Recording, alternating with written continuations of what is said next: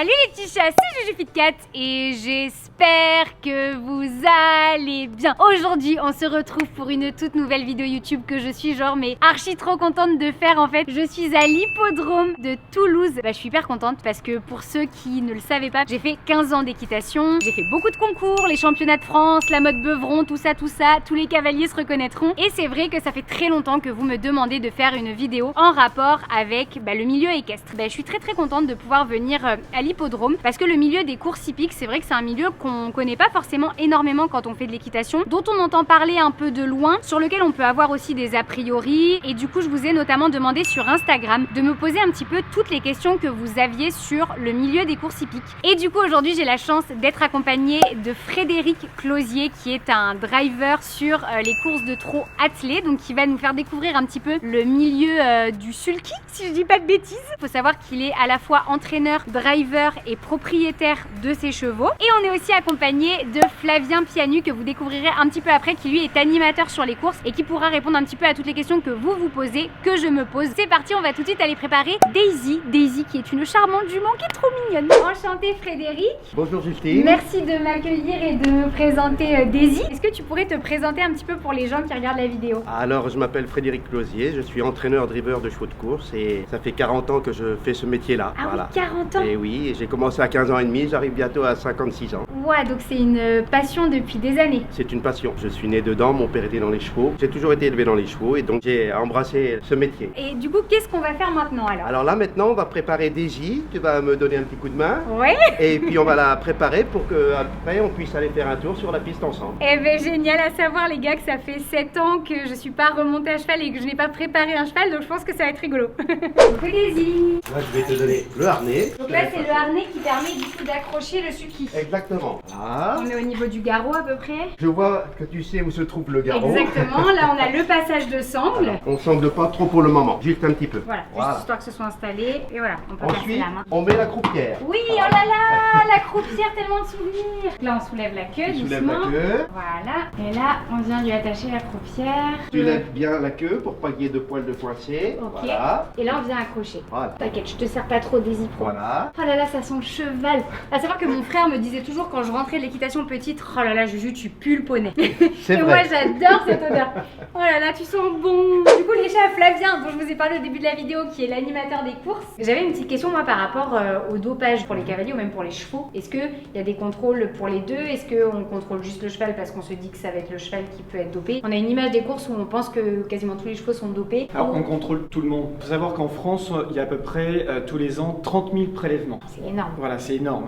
Et partout, quel que soit l'hippodrome et la catégorie de course, on contrôle tous les chevaux, mais de manière aléatoire. C'est pas forcément le vainqueur qui est contrôlé. Ça peut être le deuxième, le troisième, le quatrième, le cinquième, etc. On ne le sait qu'avant le début de la journée de course en général. La lutte antidopage en France, ça représente à peu près 11 millions d'euros d'investissement par an dans la lutte contre le dopage. C'est plus que toutes les fédérations sportives réunies. Des autres sports? Des autres sports. Okay. Des autres sports. Wow. Il y a véritablement une politique de lutte contre le dopage, d'abord pour plusieurs raisons, parce qu'il y a des paris. Donc si tu dopes un cheval, ça fausse les courses et ça fausse les paris. On lutte aussi contre le dopage parce que ça fausse tout l'élevage. Donc en fait, on n'a pas intérêt à doper un cheval. Ça fausserait la crédibilité des autres chevaux. Oui, exactement, sa crédibilité. Exactement, et de toute une génération de chevaux. Les professionnels, ils n'ont pas intérêt à le faire. Je dis pas que ça n'existe pas. Le dopage, parce que, comme partout, ça existe. Oui, bien sûr. Il y a des cas de dopage avéré. Sur la totalité des prélèvements, je te disais 30 000 prélèvements, le dopage avéré, c'est à peu près 0,18%. Ensuite, je vais te donner les rênes. Les rênes, c'est ton volant. Ok, oui, c'est mieux. Ah ok, elles sont pas attachées ensemble. Pas attachées ensemble. On les passe là. Ça fait vraiment comme un Voilà. attelage et elles seront reliées ensuite Elles seront reliées. Ensuite, ça sera notre volant. Et après, on va lui mettre la bride, le guidon. Tu kiffes ou pas être de nouveau au contact Ah bah ouais, regarde. Alors. Ok, donc là on met le licol autour de l'encolure du coup. Exactement, tu as raison. Là, on lui met ce qu'on appelle un petit licol. Après, je vais te laisser la brider. Tu vas te débrouiller. Ok, du coup ils ont quand même un licol Un petit licol. spécial Ça, pour les courses. On n'est pas obligé d'en mettre, mais c'est pour pas tout d'un coup qu'ils ouvrent trop la bouche. Ok. Pour que tu aies plus de direction. Je te laisse la brider. Ok, allez c'est parti. Si tu te rappelles. J'ai pas mis de mort depuis. Alors moi je le tenais comme ça. C'est ça, mais c'est bien. Bien ma Daisy. Ah, ok. j'ai affaire à une pro. Comme ça, et là. Je te laisse faire. Ah, mais c'est bien. Oui, du premier coup, oh là là. Et là on passe une Voilà. petite oreille, Oh, on bah, va de c'est- l'autre côté. C'est nickel. Et on sort le tout. couper C'est du nickel. filet. Très bien. Et ensuite, tu prends ta renne de droite et tu l'accroches à ton mort. Voilà. Je l'accroche dans les deux anneaux. Exactement. Ok. Comment elle s'en sort? Ah, très bien, très bien. Je vais la prendre en stage. Trop bien. Oh là Très là, bien. mettre un mort, ça fait des années Voilà. que j'avais pas fait ça. Alors- Et du coup, j'ai vu que même sur le mort, elle a quelque chose pour mâchouiller un petit peu pour Voilà. que ce soit moins dur. C'est du cuir. Ouais. Voilà, pour que ça soit moins dur. C'est vrai que les morts en ferraille, des fois, c'est pas toujours hyper Voilà, agréable. non, on évite des morts trop durs. Et là, au moins, elle peut mâchouiller. Après, on la rattache. Ok, on remet Hein, l'icole. on remet l'icole, tu peux la Oh. rattacher de ton côté. Oui. J'imagine aussi que c'est tout bête, mais il y a par rapport à la question du bien-être animal, un sportif qui se dope, c'est lui qui décide de se doper lui. Donc de se faire du mal, s'il décide de se faire du mal, je parle de quelqu'un qui fait par exemple de l'athlétisme ou qui fait du crossfit ou peu importe. S'il se fait du mal, il se fait du mal à lui-même et il se met en tort lui-même et c'est sa santé, il l'a choisi, entre guillemets, tant pis. Là pour le coup, si un cavalier ou si un driver ou n'importe décidait de doper son cheval, il laisse pas le choix au cheval. C'est un point essentiel, c'est aussi pour le bien-être animal qui est le sujet majeur. Alors on contrôle en course, on contrôle aussi à l'élevage, à l'entraînement. Donc il peut y avoir une descente de veto n'importe quand. Ok, c'est les vétérinaires qui font le contrôle. Ce sont les vétérinaires qui sont D'accord. mandatés par les Mandatés. maisons mères. Et c'est pas prévenu du coup. Ah, Non, non, non. ils arrivent chez toi le matin à 7h. Analyse de sang, analyse d'urine, ils peuvent rester toute la journée. Et toi, ça t'est arrivé plusieurs fois? 2 fois. Après, si t'as rien à tout. Oui, si t'es clean et que tes cheveux. Et c'est normal qu'ils viennent comme ça. On lui met des genoux. Ah, ils ont des protections au niveau des genoux. Ouais, on leur protège les genoux. Au niveau du genou. Ah, voilà. c'est vrai que nous, on n'avait pas ça. Moi, je faisais du concours complet. Tu mettais les Et on tendons. mettait, voilà, on Les mettait tendons. uniquement ici où on en mettait des grandes, des plus petites à l'arrière et on mettait parfois aussi les petites cloches Alors. au niveau du sabot. On va en mettre derrière. Ah, je savais pas que ça existait. Du coup, on protège le côté du genou en fait. Pour pas qu'ils se donnent des coups dedans. Voilà, les Alors, genoux ensuite- bien protégés. Oui, on fait attention. On met les cloches derrière. Tu peux essayer. Là, tu me donnes ta patte? Voilà, comme ça. Voilà. Ok. Et tu tires dessus. Cale ta patte contre toi. Encore un petit peu. Ok. Tu peux lâcher. Voilà. Et après, tu la Ouais. remets. Et là, on remet bien. Voilà. Nickel. Ok, je m'en suis sortie. Des protections derrière. Ah oui, elles sont beaucoup plus grandes que celles que j'utilisais. Moi, c'était vraiment juste au niveau Du boulet. du boulet, exactement. Oh, Ouais. tous les termes que j'avais oubliés, Ah, j'allais mais- dire au niveau de l'os d'en bas. Et ça revient. Ça revient vite, hein? Ah oui, là, Ah. c'est vraiment des grosses protections, ouais. Et ensuite, on va mettre une bricole. On met Ça, c'est pour mettre ici. Exactement. Oh, mais tu te rappelles. Tac. Et voilà. Et donc là, Daisy est prête. Daisy est prête. Alors maintenant, un petit coup de grenadine pour la D'accord. faire saliver. Comme ça, ils ont la langue pas sèche. Donc c'est de la grenadine comme nous on boit. Exactement. Ok, Voilà. c'est trop drôle. Et ils aiment ça. Oh, ça sent bon. Ah bah oui, hein. Et voilà. Quand on va aller sur la piste, normalement, on doit avoir plein de salive dans la bouche. Comme ça, ils n'ont pas la langue sèche. Et c'est bien pour eux. Bah dis donc, t'as de la grenadine et tout. Oh là là. Mais moi, j'en bois pas.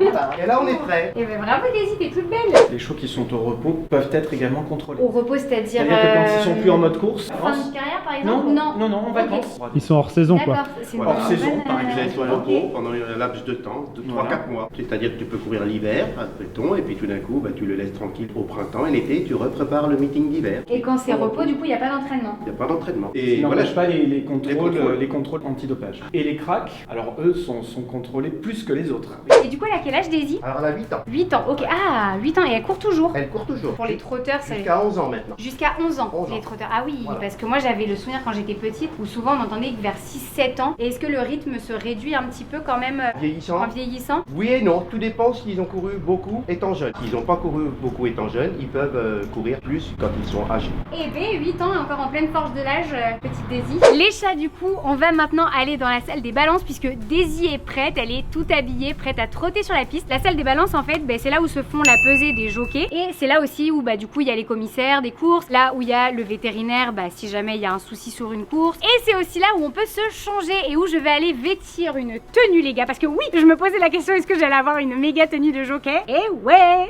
Nous avons la fameuse balance, elle est beaucoup plus grosse que celle que j'ai à la maison, hein, disons-le. À la maison ma balance ne fait pas du tout cette taille, ce serait archi stylé soit dit en passant. Et donc les jockeys viennent se peser avant et après les courses avec tout le matériel. Donc bien évidemment comme on disait les drivers ne le font pas. Il n'y a pas besoin de faire une pesée en fait quand on fait des courses de sulky. Mais du coup allez... Ah ouais?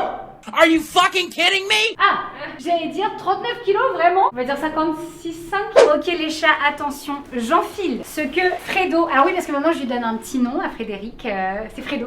Fredo m'a dit que c'était une culotte de cheval. On enfile la tenue. Oh putain, mais attends c'est la même taille que lui il met. Ouais mais toi tes cuisses Mais ça moi je suis un remplit. peu boudinée niveau cuisse quand même non?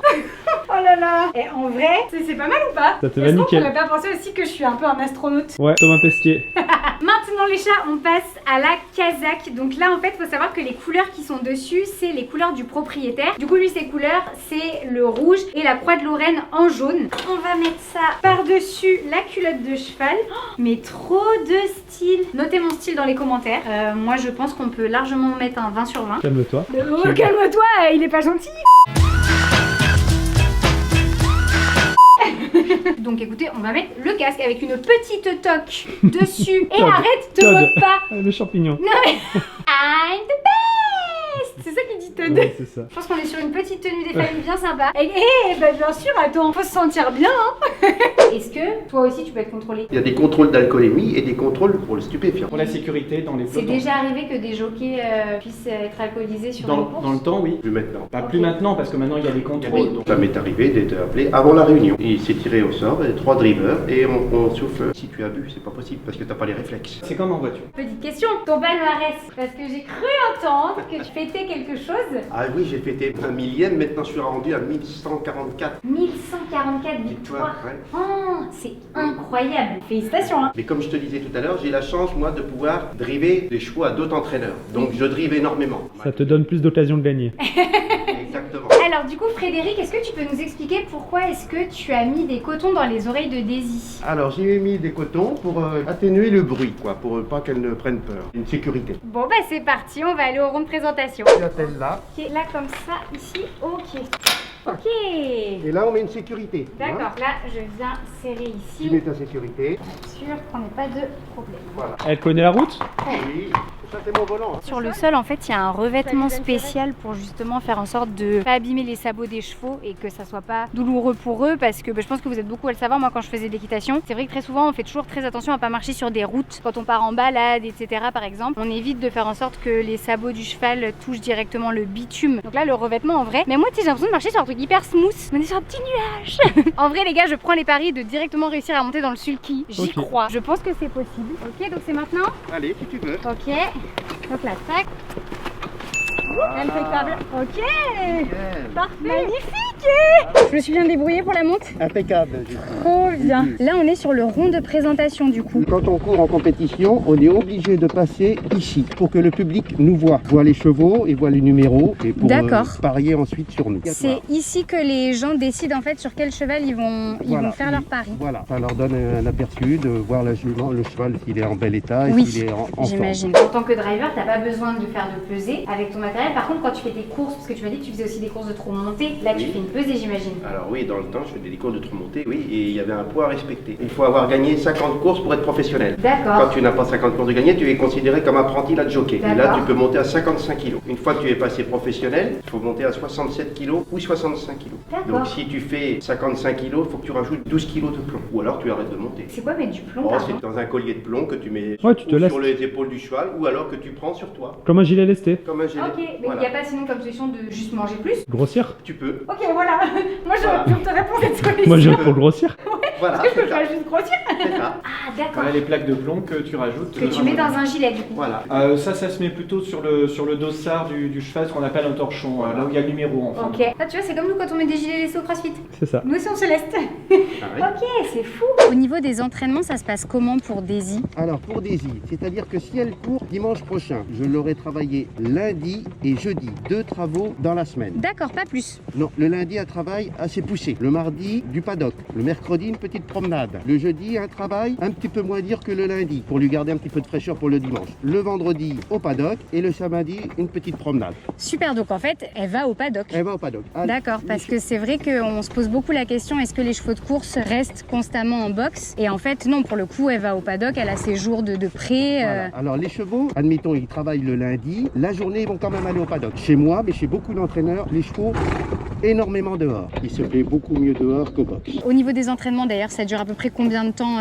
50 minutes et 1 heure. Comme moi, ce que je faisais quand j'étais adolescente et que je montais en centre équestre, on était sur des fois 1 heure, 1 heure et demie même. Voilà, parce qu'il faut les échauffer. 6-7 000 mètres en échauffant le cheval. Ensuite, on les fait marcher pour qu'ils récupèrent un petit peu. Et après, on repart pour refaire un autre travail. Ou on fait un 3 000 mètres ou 4 000 mètres. Tout dépend de la distance qu'ils vont parcourir le dimanche. Et du coup, est-ce que tu as dû suivre un régime alimentaire particulier léger Pas ou... du tout. 56 kilos toute ma carrière. D'accord. Et il y en a, tu penses, qui suivent des régimes alimentaires par contre Ah oui, il y en a qui sont obligés. Dans les courses au galop, il y a même certains jockeys pour faire le poids. Ils se mettent au sauna quelques minutes avant la course pour perdre du poids. Ouais, du coup, on va te perdre de l'eau, quoi. Perdre de l'eau. Ou sauna ou course à pied. Mais juste avant? Juste avant. Juste avant, tu les vois avec une combi des kawaii, des machins. Mais Quand il fait non. très chaud, tu les vois. Des vêtements de courir, sudation. Des vêtements de sudation, voilà, pour faire le poids. Et quand tu fais les balades les autres jours, c'est des balades montées? Ça peut être monté, ça peut être attelé, ça peut être monté. Bon, chez moi, j'ai la chance d'avoir des bois, donc on va les promener dans les bois. Parce que je pense qu'un cheval marche beaucoup au moral. Pour courir, il faut que les chevaux ils aient le moral. Moi, c'est très important pour moi. Bah, comme je disais, moi je suis contente d'être ici aussi aujourd'hui pour essayer un peu de répondre aux questions que je me pose et aux questions que les gens se posent. Je pense qu'on a beaucoup d'idées reçues sur le milieu hippique parce qu'on connaît pas tant que ça finalement en fait. Et du coup c'est chouette de voir que oui, le bien-être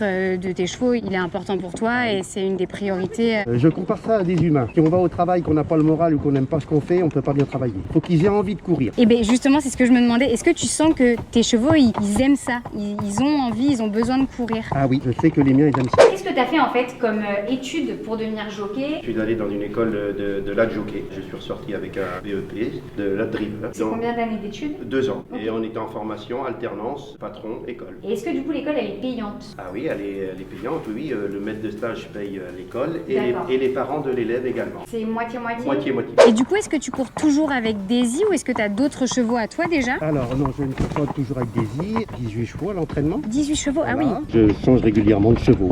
Et moi, j'ai la chance de mener pour beaucoup d'autres entraîneurs. Mais du coup, quand c'est comme ça, toi, est-ce que tu ne montes ces chevaux-là que au moment des courses ou est-ce que tu peux quand même t'entraîner un peu avant avec eux? Ah non, alors il y a des fois des chevaux que je découvre 3 minutes avant une course. Waouh! À l'échauffement. Alors, Ah ouais. quand je mène des chevaux pour l'extérieur, comme ça, j'écoute bien l'entraîneur, qui connaît mieux son cheval que moi. Des fois, au feeling, il peut te dire, bah tiens, il faut courir ce cheval-là caché, ou tu peux aller devant, mais une course se passe pas toujours comme on a prévu. Il y a des chevaux que tu peux aller devant et d'autres qu'il faut impérativement courir caché. Et tu accélères à la fin, c'est ça? Et voilà, il faut pouvoir passer, donc on essaye de les déboîter au dernier moment. Il y en a beaucoup qui se demandent un peu la place de la femme dans le milieu hippique, dans les courses hippiques. Est-ce qu'à haut niveau, il y a des femmes qui arrivent? Depuis 40 ans, il y a quand même beaucoup de femmes qui ont réussi à un haut niveau. Déjà dans les années 80, tu avais une femme jockey qui s'appelait Dari Boudboul qui a été la première à gagner un tiercé, tu vois, ça remonte déjà à 35 ans. Dans les années 90, il y avait des grandes femmes jockey en obstacle, Béatrice Marie, Anne-Sophie Madeleine, et puis chez des entraîneurs aussi, Cricket Head qui a remporté le prix de l'Arc de Triomphe 3 fois, la première fois c'était fin des années 70. Une femme a remporté le prix d'Amérique en 1995, et Lan Johansson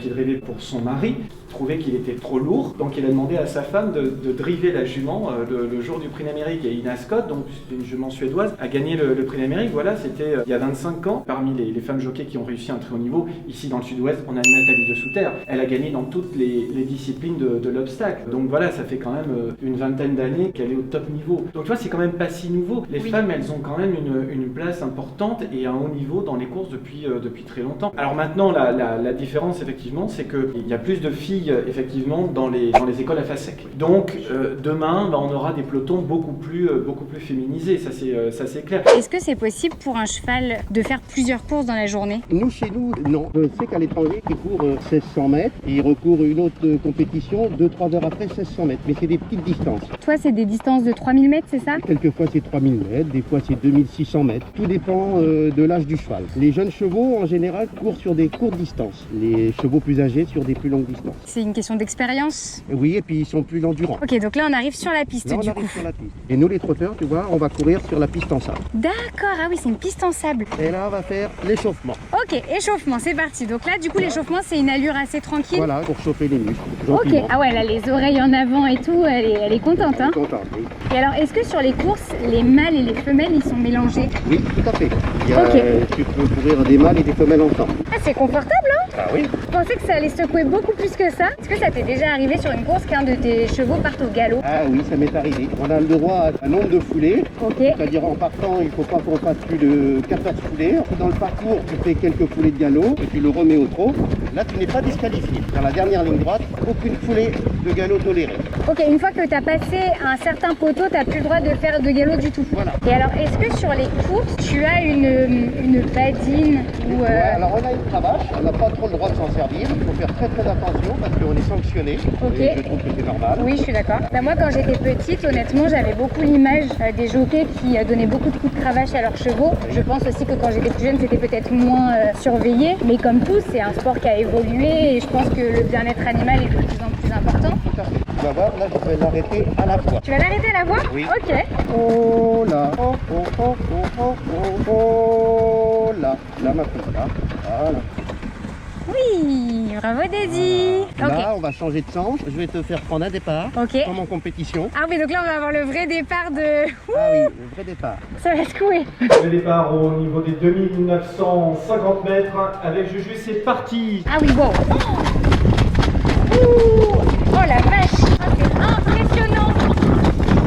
C'est parti pour la course, le Grand Prix du Capitole avec Daisy de la Vallée qui a pris un très bon départ, qui vient complètement à l'extérieur. En pleine piste, qui fuse pour aller bientôt passer devant les tribunes et aborder le premier tournant. Passage devant les tribunes, direction le premier tournant pour bientôt aborder la ligne d'en face avec Daisy de la Vallée et Juju qui sont pour l'instant confortablement installés en tête de l'épreuve pour aller passer devant le poteau. Il reste un tour à parcourir encore. Direction le tournant de Saint-Cyprien pour bientôt aborder la ligne d'en face. Ah ouais. La foulée, c'est impressionnant. Oh, elle a failli faire une petite faute, mais elle reste bien au trot. Daisy de la Vallée à l'avantage pour sortir du tournant. 600 mètres encore à parcourir pour bientôt aborder la dernière ligne droite. Daisy de la Vallée, Juju à quasiment 500 mètres du but. On va passer devant un panneau rouge et blanc. C'est les 500 mètres, voilà qui est fait désormais. Il reste environ 400 mètres à parcourir. Daisy de la Vallée, Juju, allez qui aborde maintenant en tête la dernière ligne droite. Ah, tu lui donnes du mou. D'accord. Oh là là, et elle comprend direct, c'est impressionnant. C'est bientôt le moment de l'accélération à l'entrée de la ligne droite justement. Avec Daisy de la Vallée qui allonge le tir et qui prend maintenant un net avantage à 300 mètres le but.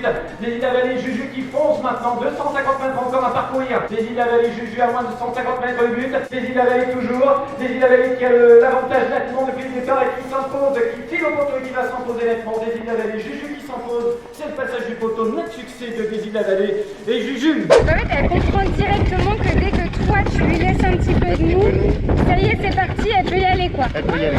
Oui, donc ça revient à ce que tu disais, c'est pas la cravache qui va changer quelque chose. À l'accélération, c'est impressionnant. Quand je vois ces fesses derrière, là, les muscles qui bougent, c'est incroyable. J'ai les dents qui grésillent, j'ai mangé du sable.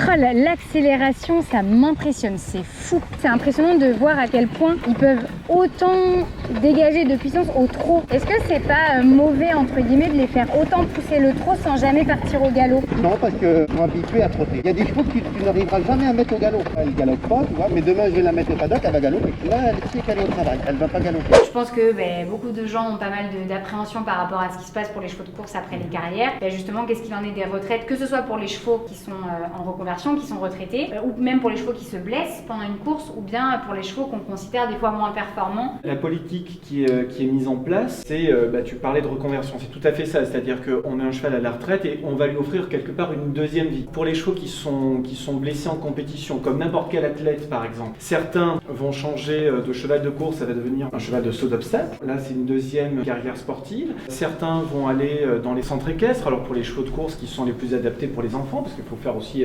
attention, les chevaux de course, il faut qu'ils soient gentils, il faut que ça reste quand même des athlètes de haut niveau avec beaucoup d'influx, donc il faut qu'ils soient bien adaptés pour les enfants, pour qu'il n'y ait pas de problème. Il y a des associations qui vont les placer chez des privés, qui offrent des maisons de retraite à tous ces chevaux, parce que bon, ils ont donné du plaisir à leurs propriétaires, à leurs entraîneurs, et ça les maisons mères, c'est-à-dire les organismes qui régissent toutes les courses en France, au galop et au trot, veillent véritablement à ce que ce soit respecté. Et d'autres, comme Daisy, vont partir à la reproduction. D'accord, Daisy, ce sera une elle, ça jument sera une qui maman. fera D'accord, une Voilà. future maman. Et il y a beaucoup de juments comme ça, sortis de compétition, qui vont à la reproduction. Et les bons chevaux, ils sont étalons. Quoi qu'il arrive, voilà, ils ont une deuxième vie après les courses. Et les chevaux de course, ils sont débourrés assez jeunes, non? On les débourre à 18 mois. C'est pas mauvais pour la croissance ou pour eux d'être débourrés si jeunes? Non, parce qu'ils sont très bien élevés, ils peuvent encaisser un débourrage à 18 mois, sans souci. D'accord. Quelle est la raison pour laquelle ils sont débourrés du coup à 18 mois? Parce que les courses pour les trotteurs, il y en a qui peuvent courir dès l'âge de 2 ans. C'est eux qui nous commandent, on les attend. Il faut que les chevaux passent un examen. Ils ont une distance de 2000 mètres chronométrée. Tant tant qu'ils n'ont pas fait ce chrono-là, ils n'ont pas le droit de participer à une compétition. C'est pas pour rentabiliser le cheval et pouvoir le faire courir plus longtemps. Non, parce qu'il y a des chevaux qui sont débourrés à 18 mois, mais qui commencent qu'à courir qu'à 4 ans. Hein. Donc on les attend. Est-ce que moi j'essaye de tenir les rênes? Je te les donne ici. Allez. Prends à droite. Ok les chats, je prends les rênes. Prends bien. Ok. Voilà. Allez. Ok. Et donc quand je veux la faire un petit peu tourner, je tire un petit peu sur tires à celle gauche. qui est du côté de gauche. Voilà. Ok. Donc du coup oui, en fait c'est toi qui vas faire parfois plusieurs courses dans la journée, mais pas elle. Voilà. Par contre toi tu peux en faire plusieurs dans la journée. Oui, moi des fois ça m'est arrivé, là, il y avait 7 courses, je faisais les 7. Ça m'est Ah arrivé. ouais, waouh. Alors Juju, tes impressions? Eh bien franchement, je pense qu'on a fait une super course, qu'on se Ouais. le dise. Daisy est une championne. Non, en vrai, je suis impressionnée par les accélérations. Ouais. Je disais à Frédéric, c'est incroyable à quel point, quand il lui donne du mou, elle accélère et on voit la puissance dans les pattes, les jambes et tout, comment c'est musclé, comment ça bouge. J'étais en mode, oh waouh, waouh, waouh, waouh, c'est ouf. J'ai mangé du sable.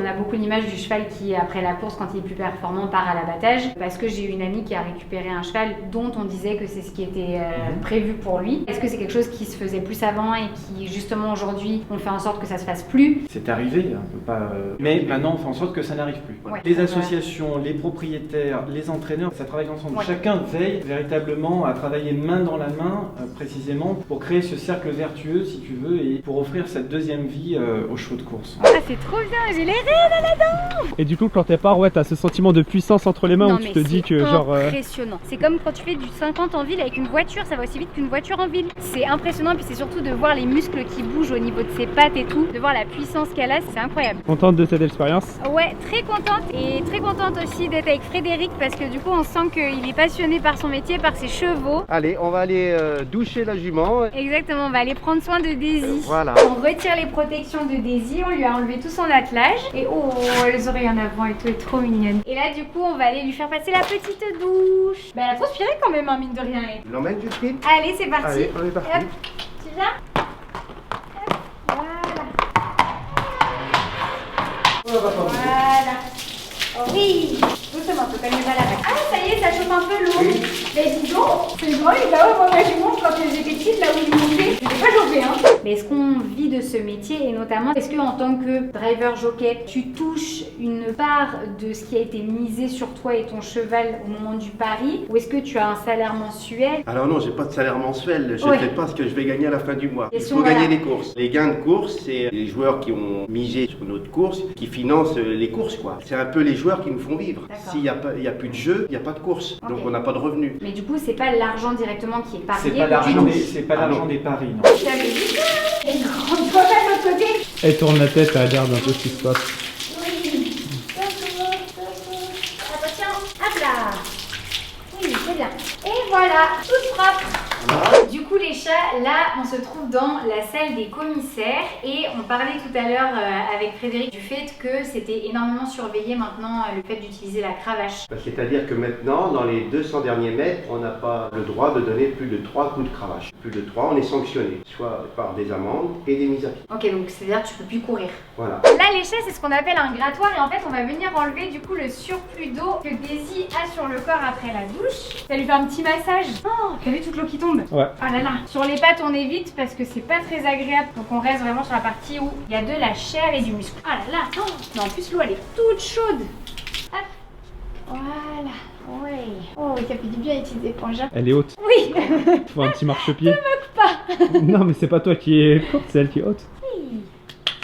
Combien il y a de caméras qui sont installées? Tout dépend du lieu. Ici à Toulouse, il y a à peu près une dizaine de caméras. Donc il y a des caméras sur les tribunes et puis tout autour de la piste. Puis on a par exemple une de face dans la ligne droite pour voir s'il n'y a pas des chevaux qui changent de ligne, comme en attelé, tu sais. Parce qu'il y a T'as pas le droit de d'aller- changer de ligne. Ah non, faut pas changer de ligne parce que ça peut gêner les concurrents potentiellement, ça peut créer un accident. Mais comment tu fais pour doubler alors? Il faut avoir la place. Si tu n'as pas la place, tu ne peux pas déboîter. Tu restes coincé. Caméra de face au peloton, caméra de dos, donc derrière le peloton. En plus, pour les courses au trot, tu as une voiture qui suit le peloton. Dans les courses de trotteurs, il faut rester au trot. Donc tu as en plus du contrôle des comportements à la fois des hommes et des chevaux dans le peloton, le contrôle des allures. Un petit coup à boire, Yes. mademoiselle. En plus, on lui apporte quoi. Oh, oui. Elle a même pas à se baisser. C'est qu'elle n'a pas soif. Voilà, quand ils veulent pas boire Ouais. comme ça, on la couvre. Allez, c'est parti. Ah, même la couverture est aux couleurs. On met la couverture. Oh là là, mais t'es canon comme ça, dis donc. Bien protégé. Oui.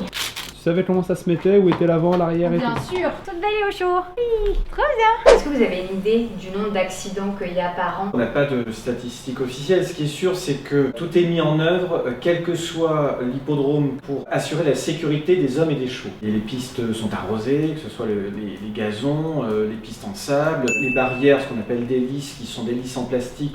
Quand un cheval va au contact, elle se brise en 1000 morceaux, si tu veux, pour qu'il n'y ait pas d'accident. Voilà, il n'y a pas de lisse en fer, en béton, comme il y avait dans le temps. Même dans les rondes de présentation où tu étais tout à l'heure, le revêtement, c'est un tartan, comme en attelé. Si tu as un cheval pour une raison X ou Y qui tombe, par exemple, qui glisse ou je ne sais quoi, il se fait pas mal. Tout ça mis bout à bout fait que, autant que possible, on doit être un sport le plus clean possible. Les petits chats, comme vous avez vu, j'ai vraiment essayé de répondre à toutes les interrogations qu'on avait, que ce soit vous, que ce soit moi. J'ai appris vraiment beaucoup de choses, j'ai été rassurée sur beaucoup de choses. Je pense aussi avoir eu la chance de tomber sur un driver, propriétaire et entraîneur vraiment passionné par son métier et par ses animaux. Et du coup, ça m'a fait du bien de voir que c'est pas parce qu'on est dans le milieu des courses épiques qu'on n'est pas passionné par nos chevaux. Si vous connaissez le nom du champion de France de concours de saut d'obstacle ou de dressage ou de concours complet, dites-le moi dans les commentaires parce que j'ai grave envie de continuer la web série équitation sur la chaîne de Juju et de faire plein de vidéos avec les poneys. Si vous avez aimé la vidéo, n'hésitez pas à mettre une tête de chat en bas de la vidéo, likez, partagez, commentez, faites ce que vous voulez. Mais surtout n'oubliez pas qu'un Fit Cat